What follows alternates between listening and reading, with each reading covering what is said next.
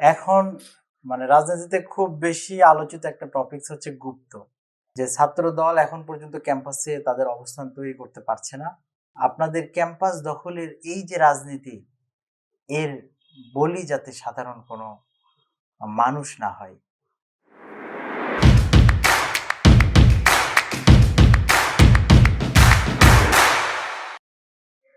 আসসালামু আলাইকুম, সবাইকে আমাদের ট্রেন্ডিং টাইমসের পক্ষ থেকে স্বাগতম।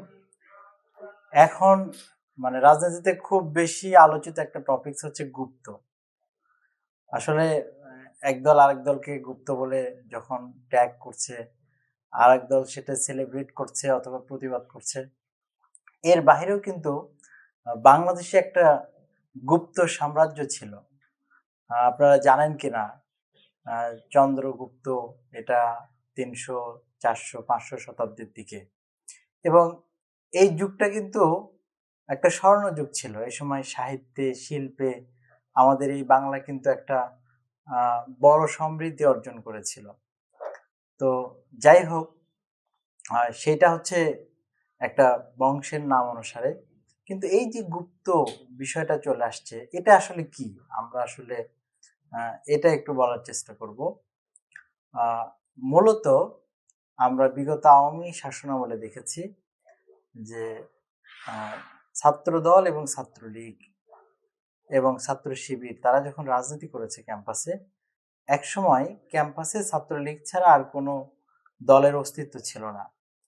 এই সময় ছাত্র দল তারা ক্যাম্পাস থেকে একেবারে বের হয়ে যায় এবং তারা আমরা দেখেছি যে তারা মাঝে মাঝে একটা ঝটিকা মিছিল টিছিল এগুলো করতো।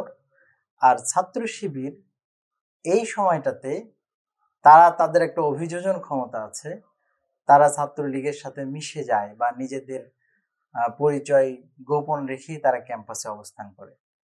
এবং 5ই আগস্ট 2024 অভ্যুত্থানের পরে দেখা যায় যারা আন্দোলনের নেতৃত্ব দিয়েছিল সাধারণ শিক্ষার্থী পরিচয়ে, তাদের একটা অংশ হচ্ছে ছাত্র শিবির।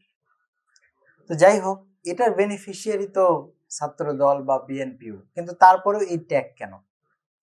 আমাদের বিশ্লেষণ বলে যে ছাত্র দল এখন পর্যন্ত ক্যাম্পাসে তাদের অবস্থান তৈরি করতে পারছে না। ক্যাম্পাসগুলোতে অবস্থান তৈরি করার জন্য একটা পথ খুঁজছে। তারা ছাত্র শিবিরকে কিভাবে একটা জায়গায় নৈতিকভাবে তাদের পরাজিত করে ক্যাম্পাসে অবস্থান করা যায়, তারই একটা পদক্ষেপ হিসেবে তারা এই ট্যাগগুলো বা এই কথাগুলো বলছে। তো আমরা দেখতে চাই যে রাজনীতি এখন পর্যন্ত কিন্তু একটা ভালো পর্যায়ে আছে, কিন্তু এইটা যাতে সাধারণ শিক্ষার্থীরা যাতে এর মাধ্যমে ভিকটিম না হয়, সাধারণ শিক্ষার্থীদেরকে যাতে এর মাধ্যমে আবার আমরা একটা অশান্ত ক্যাম্পাস এটা যাতে না দেখি। আমরা দেখতাম যে সাধারণ শিক্ষার্থীরা মারামারি করে রাজনৈতিক দলের কর্মীরা, কিন্তু দিন শেষে ভিকটিম হয় গ্রামের খেটে খাওয়া দিন মজুরের কৃষকের যে ছেলেটা অনেক কষ্ট করে পড়ালেখা করিয়ে যাকে বিভিন্ন বিশ্ববিদ্যালয়ে কলেজে পড়তে পাঠিয়েছে, দেখা যায় সেই ছেলেটাই বাবা মায়ের কাছে লাশ হয়ে ফিরে। আপনাদের এই রাজনীতি, এই ট্যাগিং, আপনাদের ক্যাম্পাস দখলের এই যে রাজনীতি, এর বলি যাতে সাধারণ কোনো মানুষ না হয়, সাধারণ কোনো মায়ের বুকে যাতে তার সন্তানের লাশটা না ফেরে।